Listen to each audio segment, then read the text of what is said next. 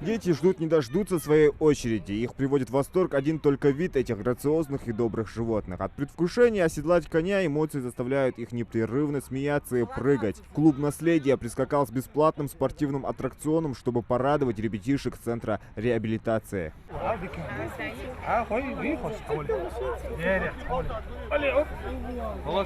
Верхом на быстрой породистой лошади под пристальным вниманием опытного тренера Ахмед Миржоев на коне впервые получает уйму положительных эмоций. Но Даша не догадывается, насколько занятия по ипотерапии помогут в будущем его здоровью. Ахмед уже 2 года учится в Центре непрерывного образования для детей с ограниченными возможностями. Диагноз – небольшие проблемы в интеллектуальном развитии. После первого же заезда он начал задумываться о планах на будущее.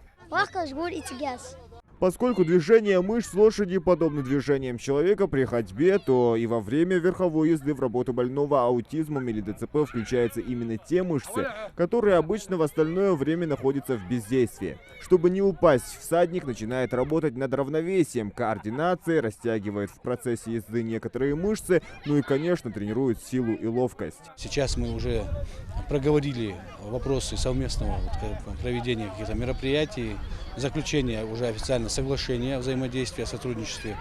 И на постоянной основе конно-спортивный клуб «Наследие» решил организовать для нас такую работу, для наших детей, по проведению занятий по ипотерапии с нашими детьми. Ипотерапия крайне необходима для реабилитации детей с ограниченными возможностями. О ее плюсах можно говорить бесконечно. Благодаря этим фактам руководство спортивного клуба «Наследие» изъявило желание сотрудничать с Центром непрерывного образования. Сегодня был первый пробный показ. Мы будем привозить лошадей именно.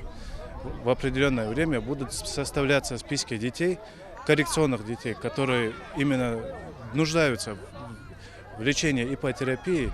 Есть у нас свой сотрудник специализированный. К сожалению, на данный момент он находится на курсах повышения квалификации. В дальнейшем он будет присутствовать на таких мероприятиях обязательно. Кроме верховой езды, Минспорт также организовал игру. Федерация по стрельбе из лука привезла с собой 2 единицы профессионального оружия и столько же мишеней. Мероприятие не оставило равнодушным детей школы, это заметно невооруженным глазом. Восторженные смех и крики ребят распространялись по всему спортивному полю. Воспитателей затронула атмосфера сегодняшнего дня. Конечно, хотелось бы, чтобы почаще были вот такие вот мероприятия, потому что это, во-первых, полезно для детей, так как мы знаем, что это особенные дети для их здоровья. И получат, во-вторых, море эмоций получат дети. И нам, как воспитателям, тоже очень приятно смотреть на своих воспитанников, как они радуются. Ну, хорошо, но здесь лошади красивые были. Ну, мне понравилось только лошади и все. Занятия по ипотерапии на базе конно-спортивной школы проводятся индивидуально с каждым ребенком. Аутизм, детский церебральный паралич, инсульт и многое другое. Показаний для лечебной верховой езды масса. К тому же метод реабилитации посредством верховой езды уже не раз доказывал свою эффективность. Всего в центре обучается более 500 детей и уже составляется план по графику занятий.